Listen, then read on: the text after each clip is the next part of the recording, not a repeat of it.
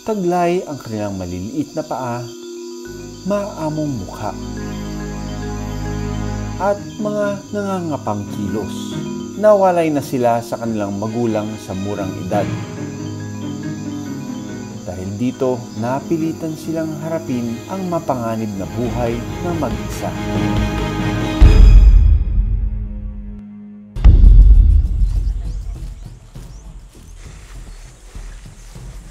Sa gitna ng malawak na pinyahan sa Marinduque, 3 batang musang daw ang nawalay mula sa kanilang magulang Mayo nitong taon. Saan mismo? Dito po? Dito sa lugar dito. Kala niya ahas. So, umano siya. Matras siya. Matras, tapos Tapos sinilip niya. niya. Tumadating ako dito, galing ako nga sa bahay. Bit-bit na nila. 3 piraso po yun. 3 piraso. Tinurn over ni Ramil sa local DNR ang 3 batang civet cat para mas maalagaan ang mga ito. Nung una, 3 sila. Pero nung nabalitaan namin, naging 2 na lang. Hi, Manong! Doc Nielsen po. Kamusta po kayo? Nakita kong hindi ito musang o common Asian palm civet cats, kundi mga alamid o Malayan civet cats. So cute, parang mga tuta, mga kuting. Ngayon lang ako nakakita ng ganitong kabata na alamid. Sayang di natin abutan yung isa, no? Pang ilang araw na po itong alaga niya. Ano na po ito? Pang 5 days na po. Pang 5 days. Gagamit muna ako ng gloves para makita at hawakan natin sila, no? Oh my goodness, they're so cute. Pagbuhat ko pa lang, medyo kulang sa bigat, ano? So pag titignan natin yung kanilang balahibo, mukhang fluffy. Pero pag hinawakan ko, medyo payat po, ano? How are you, huh? Are you hungry? This is the youngest Malayan civet that I've ever handled. My baby! Pinangalanan ko silang si Marin at saka si Duque. Nagbigay ako ng instructions on how to feed them. Dahil mukhang dehydrated na sila at medyo mahina na. Tignan niyo po yung style ko ng pagpapainom, ano?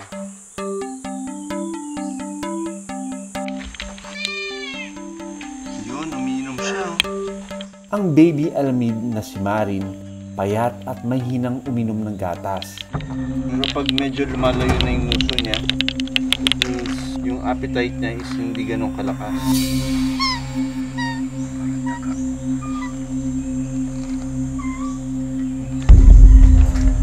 Ito yung mas malaki.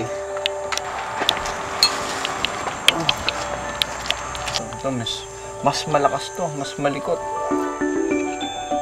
Si Duque naman, mas mabigat at mukhang mas ganadong kumain. Yan o. Gusto.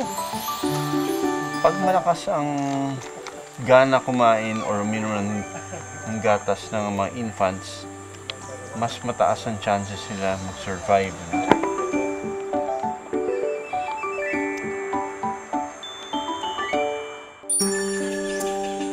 Pink yung ilong niya, shiny yung eyes niya, at continuously trying to get out of my hand. That means meron siyang energy. Ano? You know, they look so cute.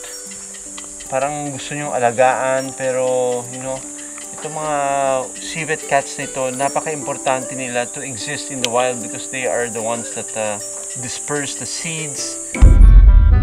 Gagayahin natin yung ginagawa ng nanay, no? Every time magpasuso sila, dinidilaan nila yung puwerta nila para ma-stimulate yung pag-ihi. So itong warm cotton na ito, para bang ginagaya niya yung dila ng nanay. Okay. Ang likot, ganito. This is how I like them, you know? Kikilit eh. Oh, oh, oh! Oh! Ah! Oh! That's a good sign, you know? That's what they normally do pagka inaalagaan siya ng nanay. Right? Sa wild, kasama ng mga batang civet cat ang kanilang ina hanggang umabot sila ng 3 o 4 na buwan. ang mga ganitong buwan, nagbibigay ang nanay na civet cat ng gatas sa kanyang mga anak. At tinuturuan niya ang mga ito na maglakad at umakyat ng mga puno. Pero ang mga tulad nila Marin at Duque, kailangan munang umasa sa tatayong nilang magulang na si Mang Mario. Hindi na kasi alam kung saan ang ina ng mga alamin matapos itong manganak sa pinyahan. In-advise na lang namin na iuwi niya ito para mapakain niya pa rin ito kahit gabi na. Dahil nocturnal itong mga civet cats na ito, they're more active at night. Sa isang liblib na barangay dito sa isla ng Marinduque, hindi nalalayo ang naging karanasan ng isang civet cat sa sitwasyon nila Marin at Duque. I was surprised that ang may alaga nito ay isang taga DNR din siya, parang ano siya, bantay gubat na si Kuya Elmer. Talaga pong yun ay nagsakripisyuhan ko, gawa nang yun ibigay sa akin ng kapatid ko, liit pa niya. Siguro kalalabas lang. Pero bakit napunta sa yun? Yung po ngayon nasimot lang nila do sa kanilang inagahawanan na kuprasan. Kala nila yung mga daga na ano, sabi nila sa akin, kuya ano ba to? Kaanak pa niyan. Sabi ko akong bahala dyan.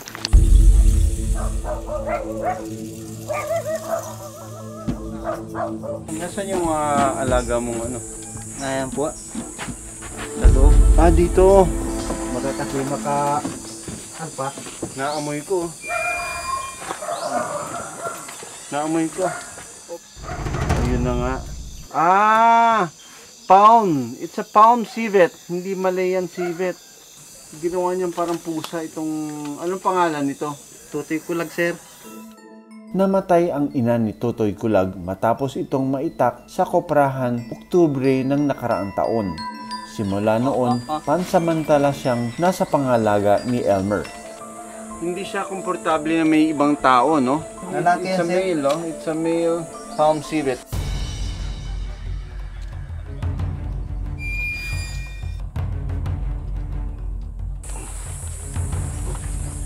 This is the first time niya ako maamoy.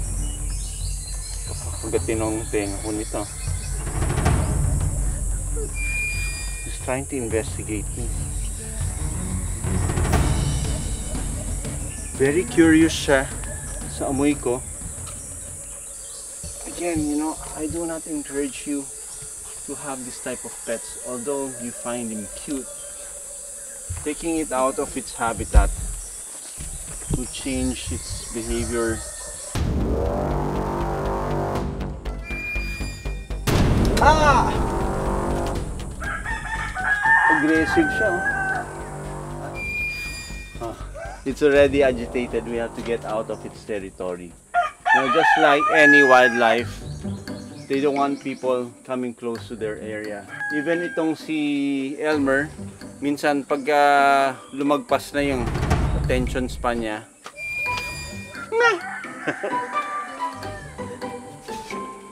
kulit mo rin ano. Nang makalabas si Totoy Kulag sa kanyang kubo, biglang nang iba ang kanyang kilos. Hindi natural sa mga musang na magkaroon ng direct sunlight kasi ito mga to ay nocturnal. Parang wala siyang pakialam sa araw. Magaling siya umakyat ng puno. Pero pag akyat niya na, so parang na-stress talaga siya. Bumilis yung hinga niya, hiningal siya, and then naging aligaga siya. Clearly, ito yung kulang sa paglaki niya. Na nasanay siya sa kamay ng mga tao. Parang stressed na siya, no? He doesn't know what to do anymore. So I'm going to rescue him and bring him back to his comfort zone. This is what you expect when you keep wildlife as a pet, because they have a short attention span and then they can start becoming agitated. Ayon kay Elmer, alam ng DNR na may alaga siyang musang sa kanyang bahay. Bilang bantay gubat, pinagkatiwala na lang daw sa kanya ang musang para mas matutukan ito. Naalok nga nila at ano raw sila na lang daw mag-intindi. Hindi ko naman sir pwedeng ipagkatiwala. Bakit? Kasi ito sir, malaki na sakripisyo ko. Kasi kung yan ay ibibigay ko sa kanila, hindi ko man mamonitor yan kung inapakain ba nila o inaalagaan talaga nila na maayos. Alam ko yung sakripisyo mo Ay, siyempre sir. sa pagbabantay ng gubat. Pagka nagkaroon ulit ng ganong sitwasyon, papayuhan mo na kung pwede ibalik ulit sa kagubatan. Kung namatay man ang magulang, dadali mo yan sa tamang otoridad. Sa wild, makakahanap pa sana ng kapareha si Totoy Kulag para makapagparami. Pero hindi na ito posible ngayon dahil wala na siya sa kanyang natural na tahanan. Mahirap na rin maibalik sa wild ang isang musang na imprinted o sanay na sa tao.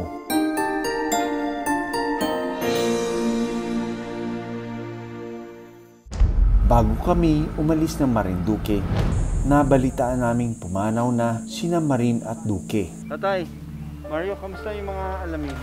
Dok, hindi tumagal eh. Mahihina talaga ang katawan nung alamig. Ang lakas pa nito kaninang umaga. Gumagalaw pa siya. Yung kapatid nito po, kailan namatay? 2 days ago? Opo. So, sinubukan lahat ni Tatay Mario na buhayin, alagaan, pero hindi kinaya ng mga baby na civet cats na ito na mag-survive nang wala yung nanay nila. Hindi niya na-absorb yung nutrition na binibigay sa kanya. Naintindihan ko po kayo, hindi niyo po kasalanan yan. Sana, wag pakialaman ng tao yung mga wildlife. There are cases na hindi nagiging maganda yung yung ending na we lose the wildlife that we try to save. Alam ko yung intention ng mga nag-alaga sa mga wildlife nito, maganda yung intentions nila, no? Parang pag may nakita tayong mga tuta o puting, pero it will take a long time for us to understand na mas complicated ang pag-aalaga ng wildlife. Hindi lang porket nabuhay mo, naging successful tayo. Ano ba dapat ang roles natin ng mga individual pag nakakita tayo ng mga wildlife is dapat pabayaan lang natin sila, i-report natin sila dun sa mga otoridad na alam kung anong gagawin, at kung yun man ay hindi magso-survive, that is how nature is. Sa mundo ng mga hayop o buhay ilang, mas nakakatulong tayong mga tao kapag hindi natin sila ginagalaw o pinapakailaman. Minsan kasi, mas nalalapit pa sila sa panganib tuwing napupunta sila sa kamay ng tao.